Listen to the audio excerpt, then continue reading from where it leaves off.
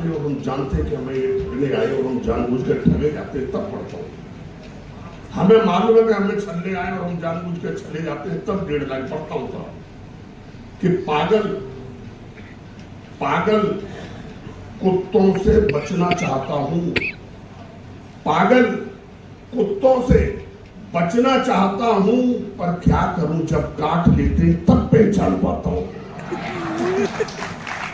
पागल कुत्तों से बचना चाहता हूं, पर क्या करूं जब काट लेते तब पहचान पाता हूं। और 1.5 लाइन और पढ़ता हूं साहब।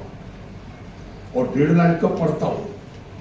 अंतरराष्ट्रीय मार्केट में पेट्रोल में 35 रुपए लीटर मिल रही है, लेकिन जब हम पेट्रोल पंप पर पेट्रोल भरवाने जाते हैं तो 1 लीटर के 100 रुपए देते हैं, तब 1.5 लाइन पढ़ता हूँ साहब कि पेट्रोल 35 रुपए लीटर, 65 रुपए ट्रक टैक्स और भाड़ा, यानी कि 300 रुपए का लहंगा और 3000 का नारा। मुझे नहीं पता अच्छे दिन के 2 दिन है, पर मोदी है तो कि अक्कड़ बक्कड़ बम्बे बो, अक्कड़ बक्कड़ बम्बे बो, डीजल 90 पेट्रोल 100 में लागा धागा और सिलेंडर रसोई से उछलकर। मुझे नहीं पता अच्छे दिन के 2 दिन है, पर मोदी है। 1.5 लाइन और पढ़ता हूं और यहां के लिए नहीं पढ़ता हूं क्योंकि मैं आया हूं तब से यहाँ की विद्युत व्यवस्था बहुत अच्छी है, क्योंकि सरोज जी मूल रूप से उत्तर प्रदेश के थे। आप देखें मैं 1.5 लाइन में विद्युत व्यवस्था पर, मैंने सरकार की व्यवस्था पर, पूरी व्यवस्था पर जो गहरा चाटा मारा, मैं मंच का जरूर चाहूंगा कि मेरे इस बेल की तरफ 1.5 लाइन की बेनती पर तरफ पढ़े सुने कि 1.5 लाइन तो पढ़ता हूं साहब। जब मेरा बेटा किताब लेके पढ़ने बैठता है, लाइट चली जाती है, पढ़ नहीं पाता है, तब 1.5 लाइन पढ़ता हूं साहब। तब पढ़ता हूं 1.5 लाइन जब मेरे 90 वर्ष के पिता सीढ़ियां उतरते हैं, लाइट चली जाती है, गिर जाते हैं, पैर की हड्डी टूट जाती है, तब 1.5 लाइन पढ़ता हूं साहब कि उत्तर प्रदेश में विद्युत उत्पादन आश्चर्यजनक रूप से बढ़ा। मेरी यूपी की तरफ का नक्शा देखें कि उत्तर प्रदेश में विद्युत उत्पादन आश्चर्यजनक रूप से बढ़ा, और इस समाचार को विद्युत मंत्री ने अखबार में मोमबत्ती की रोशनी में पढ़ा। उत्तर प्रदेश में विद्युत उत्पादन आश्चर्यजनक रूप से बढ़ा, और इस समाचार को विद्युत मंत्री ने अखबार में मोमबत्ती की रोशनी में 1.5 लाइन और पढ़ता हूं साहब। और 1.5 लाइन कब पढ़ता हूं साहब? जब हम अपने कुछ चहेतों को दिल्ली भेजते तब 1.5 लाइन पढ़ता हूं साहब। जब राजनीति में रणनीति बनती है और फिर रणनीति कूटनीति हो जाती है, तब 1.5 लाइन पढ़ता हूं कि दिल्ली तेरे दरबार का मैंने अजीब मंजर देखा, हाथों में गुलाब और पीठ में खंजर देखा।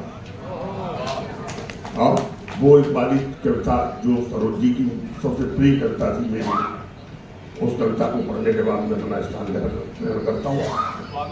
अक्सर सरोज जी सुना करते थे मेरी उस कविता को।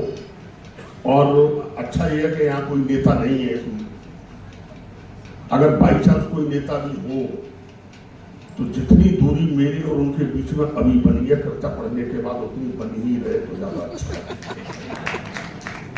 कविता पढ़ता हूँ साहब, क्यों मैंने पढ़ना बंद कर दिया, ये सालों से नहीं पढ़ी, लेकिन आज पढ़ रहा हूँ कि नेता कुत्ता, कुत्ता नेता, नेता कुत्ता, कुत्ता नेता, नेता 100%।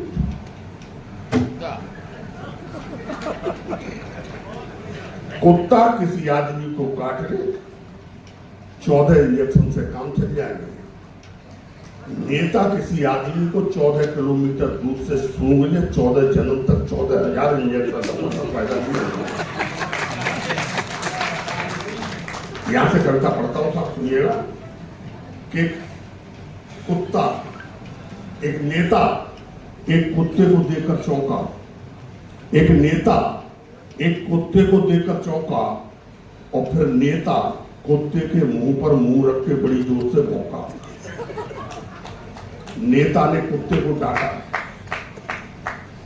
कुत्ते ने नेता को डांटा, नेता ने तुरंत उसकी टांग में काटा।